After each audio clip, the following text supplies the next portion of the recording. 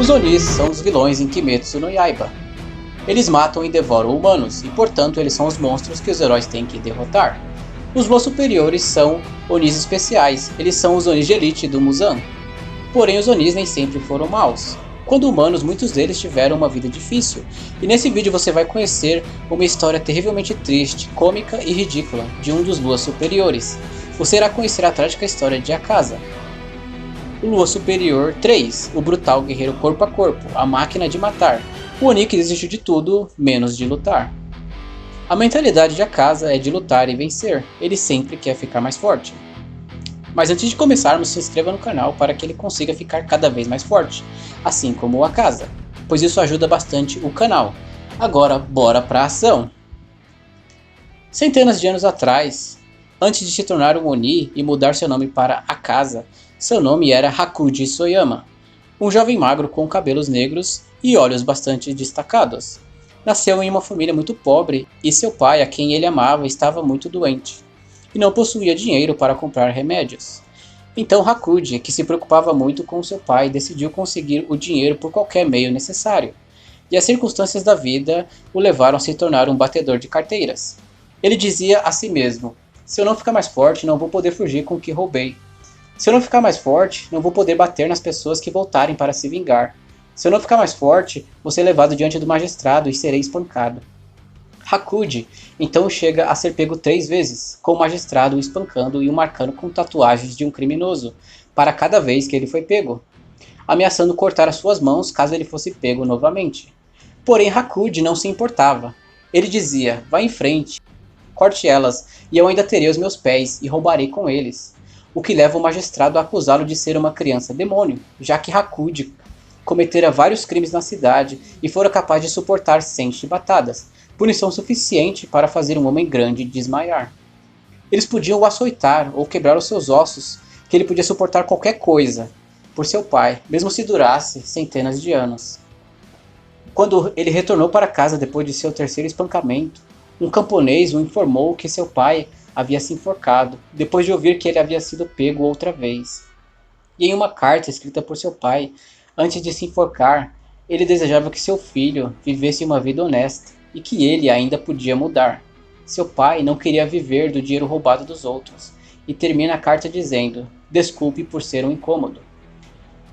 Pois talvez entendesse que era sua culpa que seu filho tenha se tornado um criminoso. Essa tragédia levaria Hakuji a se revoltar com a sociedade, pois para ele seu pai nunca havia sido um incômodo, ele havia perdido seu propósito. A vida havia sido cruel e levado o único motivo que fazia com que ele suportasse tudo. Agora, expulso do Edo e com tatuagens de criminoso, Hakuji se revolta com a sociedade. Ele então passa a descontar sua raiva nas pessoas. Até que um dia, depois de espancar 7 adultos com apenas seus punhos, é nesse momento que ele conhece Keizo, o mestre de dojo que não tinha nenhum aprendiz. Keizo estava impressionado com as habilidades de Hakuji e via potencial no garoto. Porém, ao perguntar sobre as tatuagens do jovem e a razão dele estar naquele lugar, isso deixa Hakuji enfurecido, que parte então para cima de Keizo, mas é facilmente derrotado, se tornando então seu aprendiz. Nesse ponto, ele aprenderia o estilo de luta com os punhos chamado de Soryu, e teria que cuidar da filha doente de Keizo, a Koyuki. Koyuki tinha um corpo muito frágil, e ele teria que trocar a toalha da testa, os lençóis, além de dar água e a levar ao banheiro sempre que necessário. Mas isso não era problema para Hakuji, já que ele já estava acostumado com esse trabalho, pois já havia cuidado de seu pai doente. Embora o fato dela começar a chorar no meio de alguma conversa o deixasse meio desconfortável. Em uma dessas conversas, ele a motivaria sem saber a continuar lutando para viver. Quando conversavam sobre ir ver os fogos de artifício, pois Koyuki sabia que sua mãe havia se afogado porque não queria a ver morrer, e até mesmo seu pai, Keizo, já havia desistido, pois ela estava muito fraca. Algum tempo depois, em uma conversa com seu mestre, ele descobriria que Keizo havia herdado o dojo de um velho após salvá-lo de uns bandidos. Porém, o dojo vizinho queria a terra e o dojo para si. Eles então perseguiram o dojo Soryu, impedindo que ele tivesse pupilos. Quando completou 18 anos e Koyuki 16, Hakuji viu que ela já estava conseguindo viver normalmente, e foi então que Keizo ofereceu seu dojo a Hakuji, dizendo que sua filha gostava muito dele. Isso fez com que Hakuji se enchesse de esperança, pois ele nunca havia imaginado que alguém como ele, alguém com tatuagens de criminoso, teria um futuro, e muito menos um em que ele fosse amado. Naquele momento, ele pensou que talvez seu pai estava certo, e que ele poderia mesmo ter uma vida honesta. Mais uma vez, Hakuji tinha um propósito para lutar, e o que ele mais queria agora era proteger duas pessoas, e ele daria a sua vida por elas. Mal sabia ele que seu mestre e sua futura esposa seriam envenenados. Ele se ausenta por um tempo para ir ao túmulo de seu pai e contar as coisas boas que estavam acontecendo com ele, e que agora ele poderia viver uma vida honesta, a vida que seu pai sempre quis que ele vivesse. Porém, isso não duraria muito, e ao voltar para o dojo, ele recebe a triste notícia que o poço em que eles bebiam água havia sido envenenado, e seu mestre e Koyuki haviam morrido. E tudo porque o dojo vizinho não havia sido capaz de derrotar Keizo e Hakuji em uma luta cara a cara.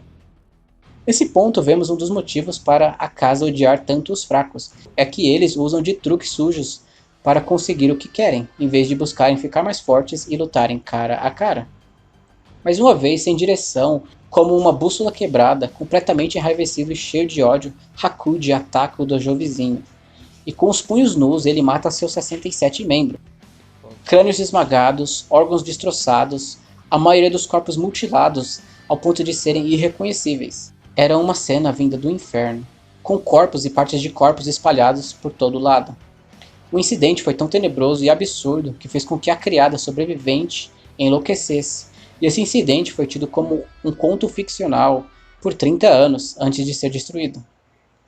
Foi algo tão insano que chamou a atenção do próprio rei dos Onis, Muzan Kibutsuji, que ficou um pouco decepcionado ao saber que não havia sido um Oni, mas um humano que tinha feito tal atrocidade.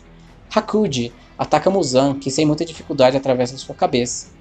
Muzan estava pensando em criar 12 demônios fortes e viu grande potencial em Hakuji. Sem mais nada a perder, sem direção e com seu coração cheio de escuridão, Hakuji aceita a proposta de Muzan, se tornando então o Oni Akaza.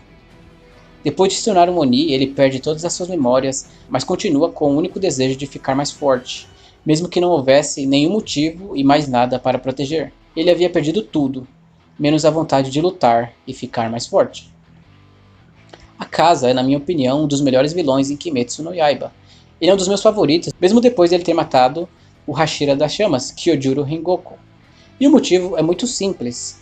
Todo bom vilão ou herói tem uma boa história, e a dele é muito bem escrita e trabalhada até o fim. Bom, caçadores, essa foi a trágica história de Akaza, ou Hakuji. Agradeço aos que ficaram até agora, não se esqueçam de deixar o like, se inscrever no canal e comentar o que vocês acham do Akaza. Por acaso ele também é um dos seus vilões favoritos em Kimetsu no Yaiba? Saber sobre sua história, de alguma forma, muda a percepção de vocês? Ou não tem mais perdão para ele depois de ter matado o Rengoku? Deixe nos comentários. Se cuidem e falou!